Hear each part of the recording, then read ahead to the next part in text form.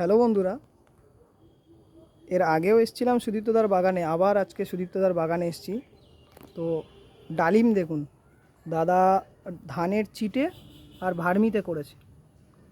ধানের চিটে আর ভার্মি।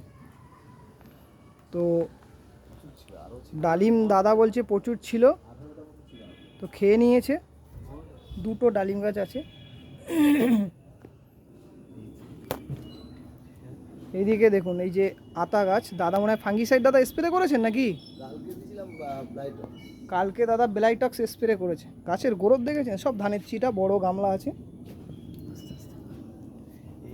ডালিম দেখুন, শুধু ডালিম ডালিম দেখেছেন? সত্যি অপূর্ব ডালিম। এ তো দাদা লাল তো সুদীপ্তদা, এ দেখেছেন? দাদা বলছে লাল। তো গোলাপের চেহারা দেখুন শুধু। ধানের চিটা আর ভার্মিতে করেছে দাদা। তো এটা ডালডার গামলা আছে, সেই গামলা দাদা কুড়িগুলো ফেলে দিয়েছে। দেখুন ধানের চিটা, আমি আপনাদেরকে একটু দেখাই। অনলি ধানের চিটা, ধানের চিটা আর ভার্মি দিয়েই করেছে দাদা। অলরেডি এই কুড়ি চলে এসছে দাদা। বলছে এই সময় এখন কুড়ি নেব না, ফুল ফেলে দিয়েছে অলরেডি। গাছের গ্রোথ, কালকে ব্লাইটক্স স্প্রে করেছে, তাই তো দাদা?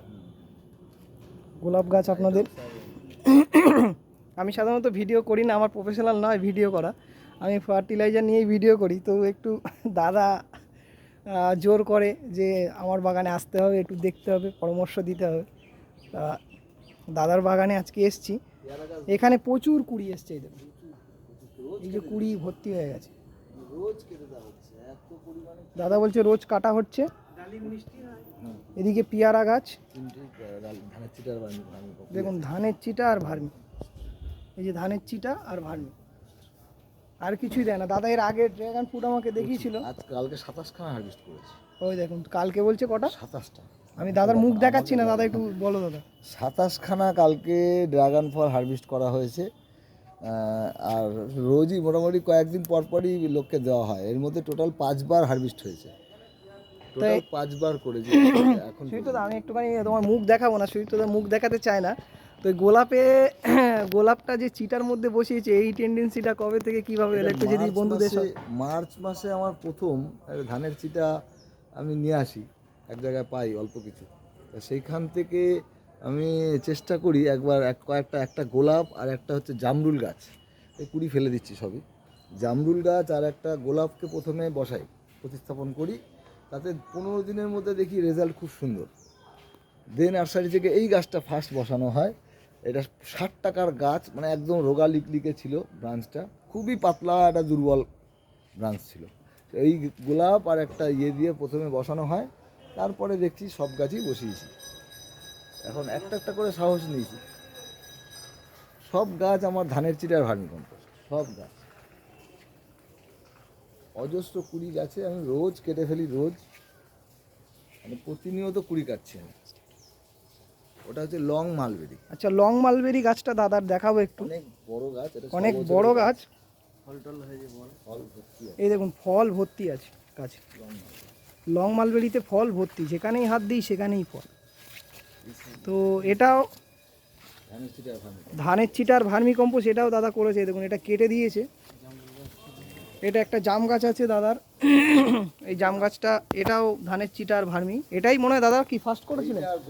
আচ্ছা আচ্ছা, দাদা বলছে এটা আর গোলাপ ফার্স্ট করেছিলাম। এই যে ফলসা গাছটা তো আমি আগেও দেখিয়েছিলাম। এই যে দাদা বলছে ফলসা গাছটা দেখিয়ে দাও।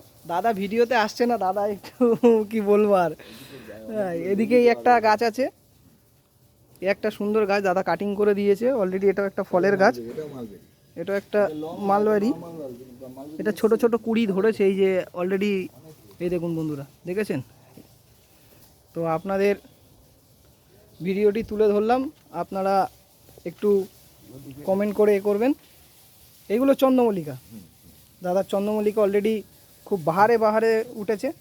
আমি এর আগে দেখে গেছিলাম, ছোট ছোট পটে ছিল। তো এখন দেখুন 10 ইঞ্চি গ্লাস টবে দিয়েছে, সব ধানের চিটা আর ভার্মি কম্পোস্ট। এই যে চন্দ্রমল্লিকা গাছগুলো খুবই সুন্দর। দাদা আস্তে আস্তে, দাদার ছাদে বৃষ্টি শেড নেই, এই জন্য ঠিকঠাকভাবে দাদা বলছে, আমি দাদা একটু সময় দিতে পারে না, কাজ করে। এখানে লেবু গাছ আছে, এদিকে জবা গাছ অলরেডি কাটিং করা হয়ে গেছে দাদার। অলরেডি এই জবা গাছে ফুল চলে এসছে, কুড়ি, তো প্রচুর ফুল এসছে, প্রচুর। আমি তো কেটে দিয়েছি, প্রচুর কুড়িও এসছে। সবই দাদার দেখুন ভার্মি আর চিটা, ভার্মি আর চিটা ছাড়া কিছুই নেই। আচ্ছা দাদা, এটা তো কি গাছ দাদা? এটা হচ্ছে আপনার বোগেনভেলিয়া। বোগেনভেলিয়া, আমি তো জানি বোগেনভেলিয়া, কিন্তু দাদাকে তবু জিজ্ঞাসা করলাম। এই যে বোগেনভেলিয়া গাছের গ্রোথ দেখেছেন দাদার, ধানের চিটা আর ভার্মি, ধানের চিটা আর ভার্মি এটাও। বর্ষার জন্য 10-12 দিন ধরে গাছগুলো একটু সমস্যা হচ্ছে। আচ্ছা দাদার মুখ দিয়ে একটু শুনবো কি প্রবলেম হচ্ছে বলুন। প্রবলেম হচ্ছে বর্ষা লাগাতার হচ্ছে, তো এতে কোনো খাবার দাবার কিছু দিতে পারছি না। কোনো রকম ফাঙ্গিসাইড দিলেও পরের দিন ধুয়ে চলে যাচ্ছে, তো মানে দিতে দিতেই বৃষ্টি নেমে যাচ্ছে, কিছুই দেওয়া সম্ভব হচ্ছে না, এই আর কি সমস্যা। আর একটা নিম গাছ করেছে বন্ধুরাই দেখুন, গাছে নিম গাছ তৈরি করেছে একদম ধানের চিটা আর ভার্মি বনসাই করে তুলেছে। আচ্ছা এই যে লেবু গাছ, একটা খুব বড় একটা লেবু গাছ, এটা সব দেওয়া এটা পুরো ওই ধানের চিটা আর ভার্মি। রিসেন্ট করা এগুলো, আচ্ছা আচ্ছা, মানে মাস দেড়েক দুয়েকের মধ্যে এগুলো সব রিপোর্টিং করা আছে। দাদা আবার হচ্ছে অ্যাডেনিয়ামও আছে দাদার কাছে, ফুলও ধরে আছে। এটাতেও দেখছি ধানের চিটা দিয়েছে আর ভার্মি আর কিছু সিন্ডার দেওয়া আছে। দাদা তার মানে বুঝে গেছে যে ধানের চিটাতে কীভাবে গাছ করলে ভালো থাকবে।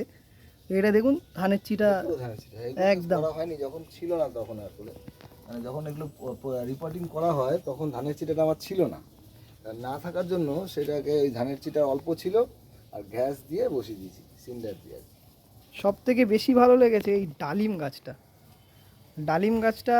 এই সামনের বছর সব গাছেই ফলন দেখাবো, আচ্ছা আচ্ছা, এটুকু আশা রাখছি। সামনের বছর গরমের সব গাছেই ফলন দেখাবো। এবারে তো ফলনের আগে আমি অনেক প্রুনিং করে ফেলেছি। তো সামনে বছরে বলছে দাদা আরও ফল দেখাবে আপনাদের এই ছাদে, অপেক্ষা করুন, আমি আসবো আবার ভিডিও করব। ধানের চিটা আর ভার্মিতেই দাদা ফলের গাছ করেছে। তো আজকে ছিল এই ছোট্ট টিপস, আবার দেখা হবে অন্য কোনো ভিডিও আপনাদের সঙ্গে।